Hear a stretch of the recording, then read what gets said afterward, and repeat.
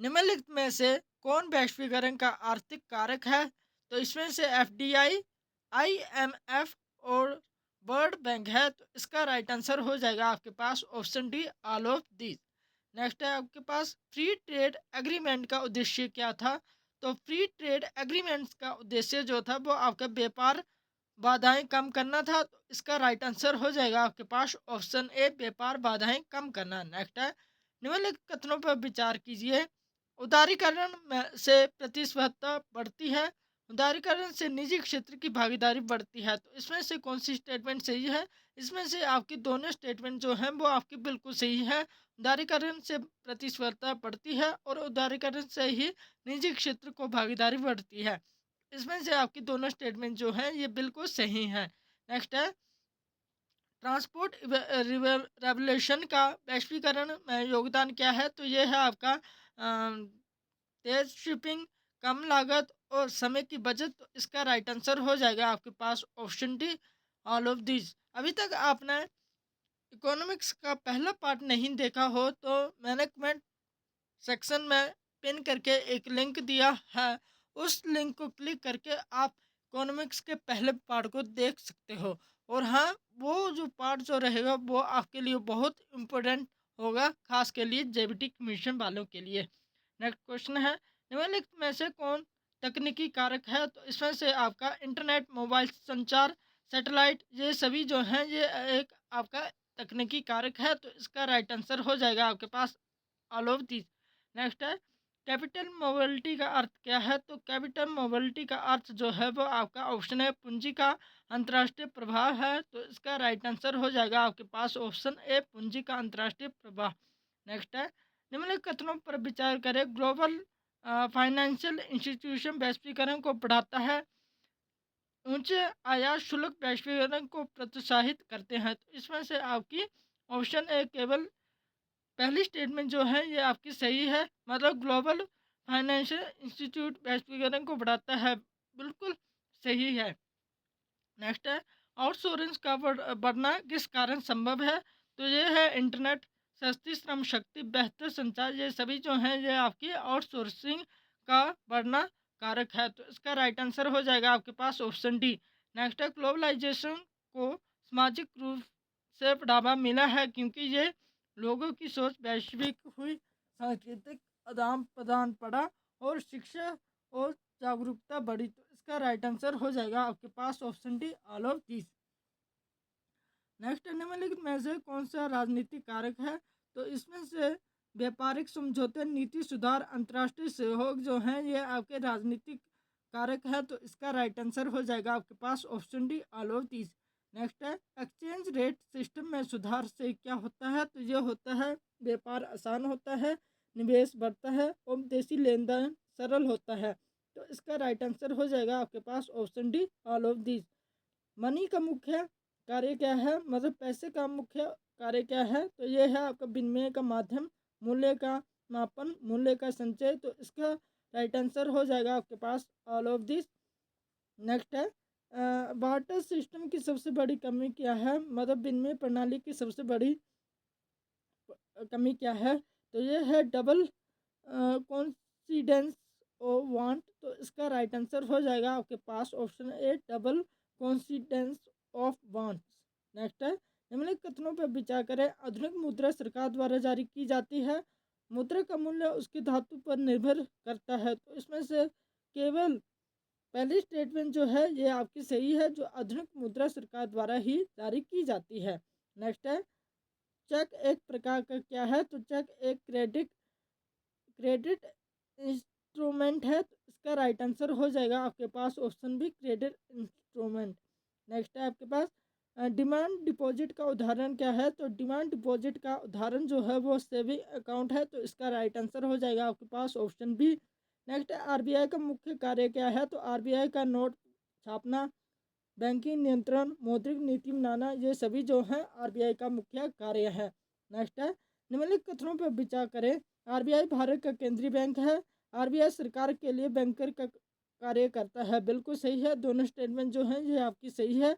RBI Bharat का केंद्रीय bank है और आरबीआई बैंकों का बैंक है, मतलब आरबीआई सरकार के बैंकर का कार्य करता है। तो इसका राइट आंसर हो जाएगा आपके पास option C all of this.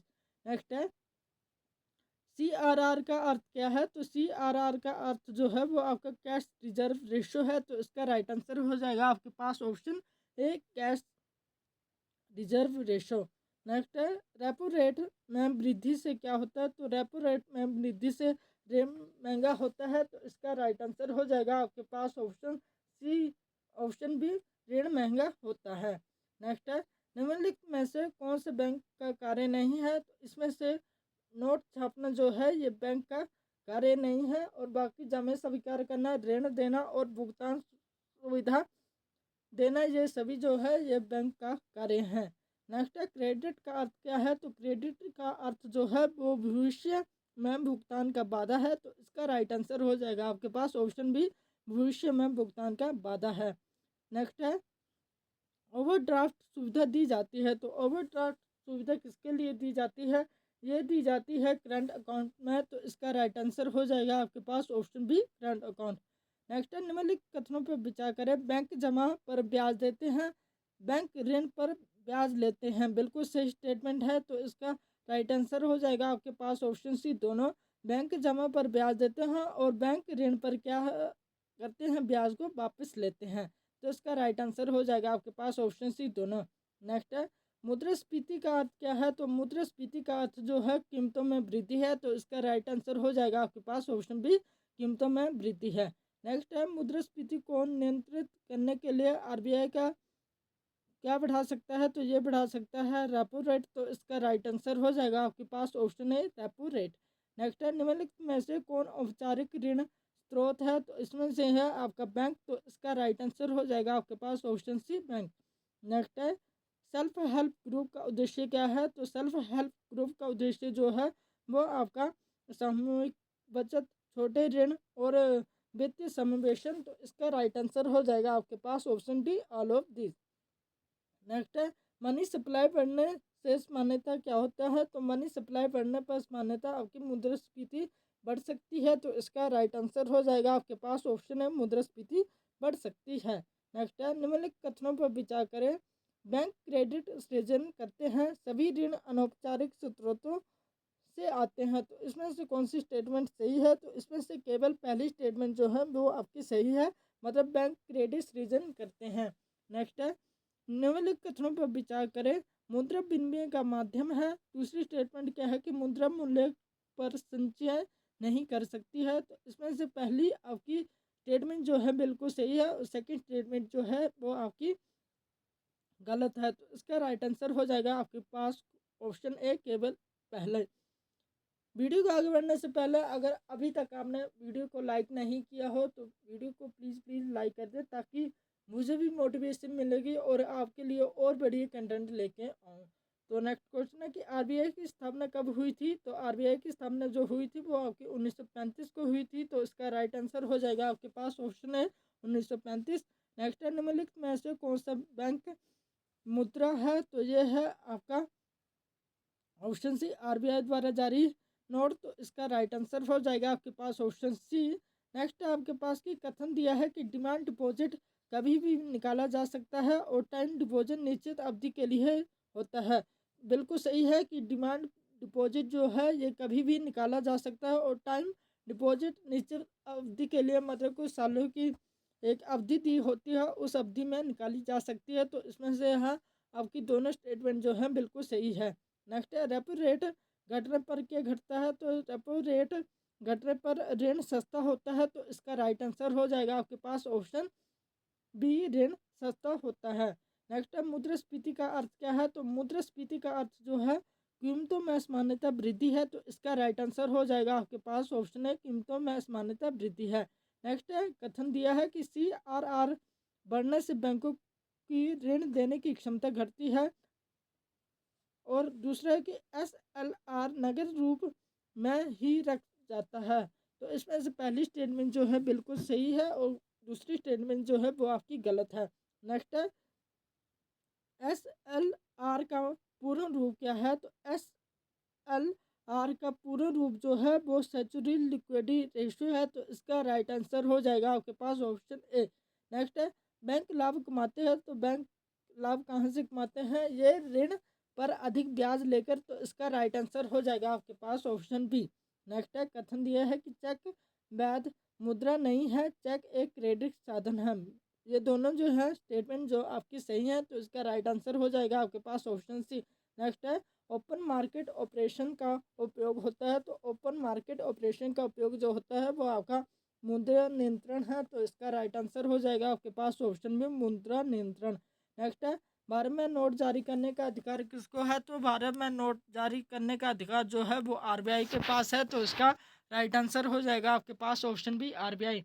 Next है आपके पास की कथन दिया है कि इन्फ्लेशन से क्रय शक्ति घटती है और डिफ्लेशन में कीमतों गिरती है। तो इसमें से दोनों स्टेटमेंट जो है ये बिल्कुल सही है। मुद्रास्फीति से क्रय शक्ति जो है वो घटती है और डिफ्लेशन से क्या होती है, कीमतें गिरती है। तो इसका राइट आंसर हो जाएगा आपके पास ऑप्शन सी। नेक्स्ट है, केवाईसी का उद्देश्य क्या है? कि केवाईसी का मुख्य उद्देश्य जो है वो ग्राहक की पहचान है। तो इसका राइट आंसर हो जाएगा आपके पास ऑप्शन ए। नेक्स्ट है, ओवरड्राफ्ट सुविधा मिलती है। तो ओवरड्राफ्ट सुविधा जो मिलती है वो आपकी करंट अकाउंट से मिलती है। तो इसका राइट आंसर हो जाएगा आपके पास option B current account. Next है, कथन दिया है कि बैंक क्रेडिट सृजन करते हैं, सभी ऋण अनौपचारिक स्रोतों से आते हैं। तो इसमें से केवल पहली स्टेटमेंट जो है वो आपकी सही है और सेकंड स्टेटमेंट जो है वो आपकी गलत है। नेक्स्ट है आपके पास की मनी मल्टीप्लायर का अर्थ क्या है? तो ये है आपका जमा और ऋण सृजन। तो इसका राइट आंसर हो जाएगा आपके पास ऑप्शन ए। नेक्स्ट, मुद्रास्फीति नियंत्रित करने के लिए आरबीआई क्या बढ़ा सकता है? तो ये बढ़ा सकता है रेपो रेट। तो इसका राइट आंसर हो जाएगा आपके पास ऑप्शन है रेपो रेट। नेक्स्ट है, कथन दिया है सेविंग अकाउंट पर ब्याज मिलता है। बिल्कुल सही है कि सेविंग अकाउंट में जो है वो ब्याज मिलता है और करंट अकाउंट पर सामान्यतः ब्याज नहीं मिलता है। बिल्कुल सही है कि मतलब सेविंग अकाउंट पर क्या है, ब्याज मिलता है और सेविंग अकाउंट पर सामान्यतः ब्याज नहीं मिलता है। तो इसका राइट आंसर हो जाएगा आपके पास ऑप्शन सी। नेक्स्ट है, बैंकिंग प्रणाली में एनपीए का अर्थ क्या है? तो बैंकिंग प्रणाली में एनपीए का अर्थ जो है वो आपका ए है, नॉन परफॉर्मिंग एसेट। तो इसका राइट आंसर हो जाएगा आपके पास ऑप्शन ए। नेक्स्ट है, कोलेट्रल का अर्थ क्या है? तो ये हो जाएगा आपके पास ऑप्शन बी, गिरवी रखी संपत्ति। तो इसका राइट आंसर हो जाएगा आपके पास ऑप्शन बी। नेक्स्ट है, डिजिटल पेमेंट का उदाहरण क्या है? तो ये है आपका यूपीआई, एनईएफटी, आरटीजीएस। ये सभी जो हैं ये डिजिटल पेमेंट के उदाहरण है। तो इसका राइट आंसर हो जाएगा आपके पास option D, all of these. Next है, कथन दिया है कि आरबीआई सरकार का बैंकर है। बिल्कुल सही है कि आरबीआई जो है वो सरकार का बैंकर है और आरबीआई वाणिज्यिक बैंक है। ये बिल्कुल गलत है क्योंकि आरबीआई जो है वो वाणिज्यिक बैंक नहीं है।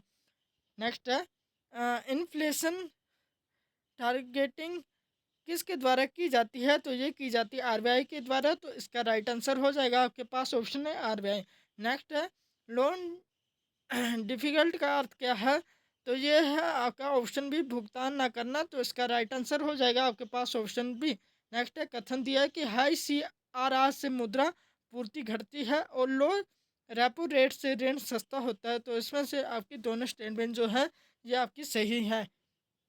नेक्स्ट है, माइक्रो फाइनेंस का अर्थ क्या है? तो माइक्रो फाइनेंस का अर्थ है छोटे ऋण, गरीबों की सहायता और ग्रामीण विकास। तो इसका राइट आंसर हो जाएगा आपके पास option D, all of this.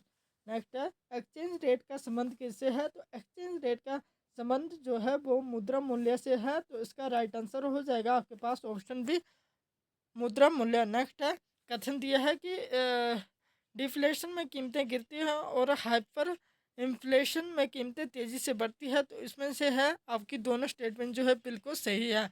Next है, क्रेडिट कार्ड क्या है? तो क्रेडिट कार्ड जो है ये आपका उधार भुगतान साधन है। तो इसका राइट आंसर हो जाएगा आपके पास ऑप्शन बी। नेक्स्ट है, बैंक दर बढ़ने पर क्या बढ़ता है? तो बैंक दर बढ़ने पर आपका ऋण बढ़ता है। तो इसका राइट आंसर हो जाएगा आपके पास ऑप्शन बी। नेक्स्ट है, जीडीपी का अर्थ क्या है? तो जीडीपी का अर्थ जो है वो आपका ग्रोस डोमेस्टिक प्रोडक्ट है। तो इसका राइट आंसर हो जाएगा आपके पास option A, gross domestic product. Next है, जीडीपी में शामिल नहीं है। तो जीडीपी में मुख्य शामिल क्या नहीं है? पुरानी वस्तुओं की बिक्री। तो इसका राइट आंसर हो जाएगा आपके पास ऑप्शन सी, पुरानी वस्तुओं की बिक्री। नेक्स्ट है कि निम्नलिखित पर विचार कीजिए, एनडीपी, जीडीपी माइनस डिप्रिसिएशन, और डिप्रिसिएशन का अर्थ पूंजी पर खिसकता है, तो इसका राइट आंसर हो जाएगा आपके पास ऑप्शन डी, दोनों। नेक्स्ट है कि भारत में राष्ट्रीय आय का आकलन कौन करता है? तो भारत में राष्ट्रीय आय का आकलन जो करता है वो एनएसओ को करता है, तो इसका राइट आंसर हो जाएगा आपके पास ऑप्शन बी, एनएसओ। नेक्स्ट है प्रति व्यक्ति आय का अर्थ क्या है? तो प्रति व्यक्ति आय का अर्थ जो है वो आपका ऑप्शन बी औसत आय है, तो इसका राइट आंसर हो जाएगा आपके पास ऑप्शन बी औसत आय।